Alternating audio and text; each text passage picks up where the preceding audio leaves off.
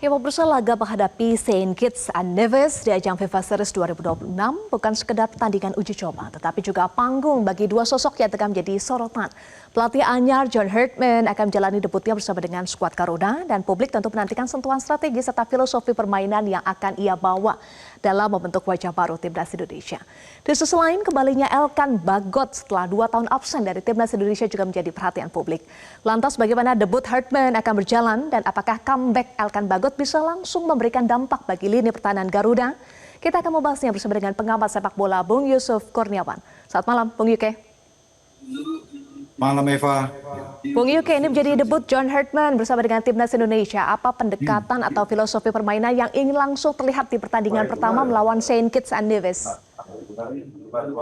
Iya, seperti yang dia katakan beberapa waktu sebelumnya ketika pertama kali melakukan pelatihan awal, dia melihat bahwa tidak banyak waktu memang untuk bisa menyiapkan tim ini kecuali memberikan pemahaman taktik ya kepada para pemain. Karena praktis persiapan mungkin hanya 3 hari ya untuk tim ini datang dalam spot yang full. Karena itu dia sempat menggunakan sesi kelas ya untuk sebagai stressing transfer pemahaman taktik itu kepada para pemain. Dan dia tentu dari sini kita lihat bagaimana vibes ataupun juga suasana optimis dari para pemain itu sendiri, terutama stressingnya memang kepada Elkan Bagot yang setelah 2 tahun absen ya.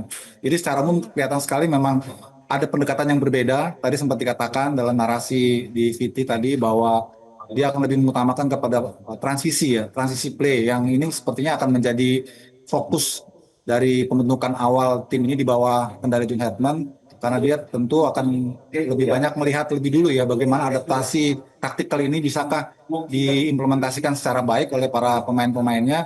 Ini yang akan menjadi titik awal dari apa yang akan dia bangun kemudian. Fokus adaptasi dan transisi, tapi seberapa besar tantangan bagi Herdman untuk cepat beradaptasi dengan karakter pemain Indonesia? Apalagi kemarin Rizky Ridho sempat mengungkap Herdman ini orang yang detail, Bung Yuke, bahkan membawa televisi ke lapangan untuk membahas taktik. Iya, betul ya.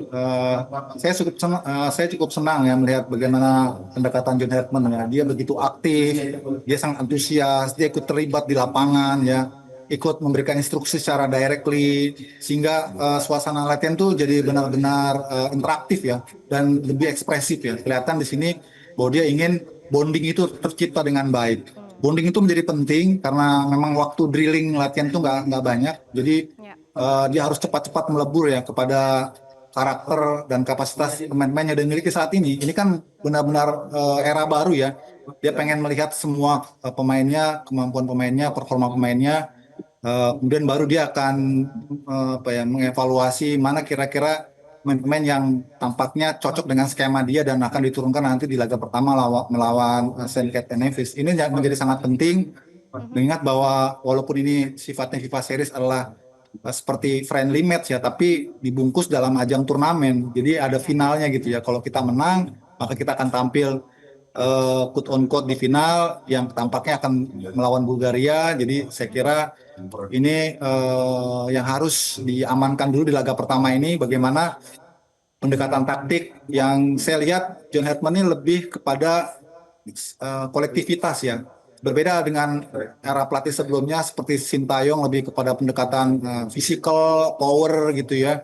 Terus counter attack. Kemudian berbeda juga dengan pendekatan Patrick Kluivert, pelatih sesudahnya gitu yang lebih bermain dengan flair football, sepak bola attacking ya. Tapi kalau John Herdman ini lebih kepada permainan organisasi, permainan yang taktis gitu ya. Seperti pelatih-pelatih Inggris kan pendekatannya lebih taktis gitu ya, bermain lebih unit, lebih kolektif. Itu yang dia akan bangun bersama tim ini. Karenanya dia langsung membuat classroom gitu ya untuk para pemain segera cepat masuk ke dalam keinginan yang dia harapkan bisa dijalankan oleh para pemain lewat sesi kelas kemarin ya di lapangan basket itu ya. Itu saya kira yang tampaknya akan dititik beratkan sehingga di laga nanti skema dan juga game plan yang akan ditawarkan oleh John Herdman ini benar-benar bisa diaplikasikan secara optimal oleh para pemain gitu.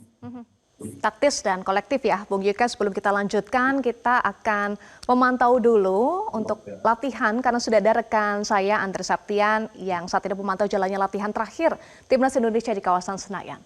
Andre Saptian, jadi apa fokus John Herdman dalam latihan terakhir Timnas hari ini?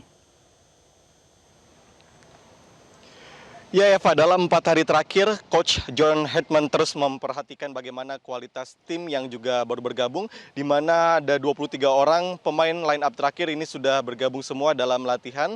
Hari ini, sore tadi di lapangan Madia, Gelora Bung Karno, Jakarta Eva. Nah, menu-menu latihan ini mulai dari penguatan fisik tentunya bagi para pemain yang baru bergabung, seperti Jay Izes, kemudian Ragnar Mangun, ada juga Joy Pelupesi, dan juga Emil Audero yang baru bergabung kemarin dan juga hari ini.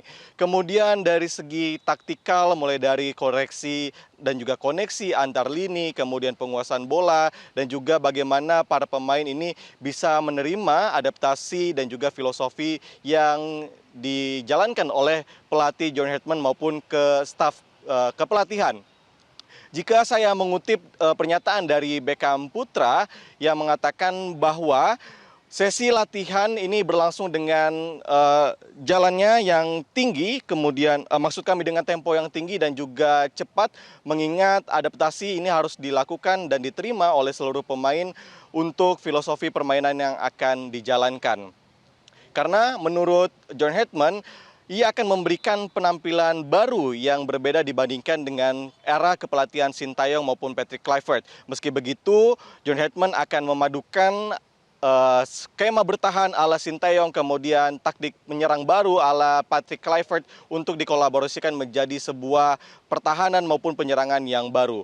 Skema pressing ini juga nampaknya akan diterapkan kepada para pemain, tapi pressingnya ini merupakan transisi dari menyerang ke bertahan, harus diperhatikan mengingat level-level internasional seperti Bulgaria, kemudian Salomon ini juga wajib menjadi perhatian dari para pemain untuk transisi antara menyerang dan juga bertahan dapat dilakukan secara baik.